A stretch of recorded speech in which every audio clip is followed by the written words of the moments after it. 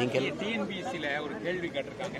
அதாவது ஐயா வைகுண்டர் அவருடைய வேற ஒரு பெயர், அதை முடிசூடும் பெருமாள் அப்படிங்கிறத காட் ஆஃப் ஹேர் கட்டிங் அப்படின்னு சொல்லி இங்கிலீஷில் மொழிபெயர்த்திருக்காங்க. டிஎன்பிஎஸ்சி எக்ஸாம்பிள் எப்படி பார்க்குறீங்க? அந்த அளவிற்கு அறிவார்ந்த பெருமக்கள் அந்த கேள்வித்தாளை உருவாக்குகிற குழுவிலே இருக்கிறார்கள் என்பதை பார்த்துங்க.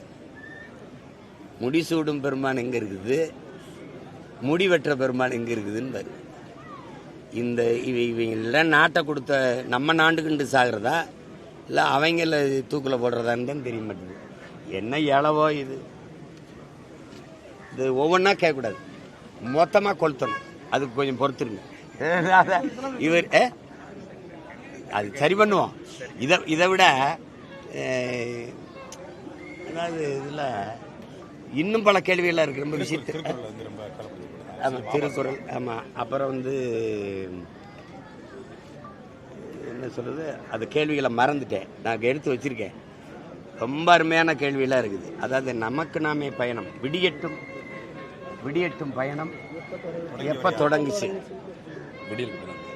ஆனால் அந்த தலைவர் என்ன சொல்றாரு தெரியுமா, எந்த அரசியல் கேள்விகளும் வராமல் பார்த்து கொண்டோங்கிறவங்கள. ஏன்னா அந்த தலைவரை நியமிச்சது இந்த அரசுனால. விடியட்டும்ங்கிற பயணம் எப்ப தொடங்குச்சு, எவ்வளவு அறிவுபூர்வமான. இப்ப இந்த ஆட்சி, இந்த அரசு முடியட்டும்ங்கிற பயணம் இங்க எங்க பாட்டன் இருந்து தொடங்கும்.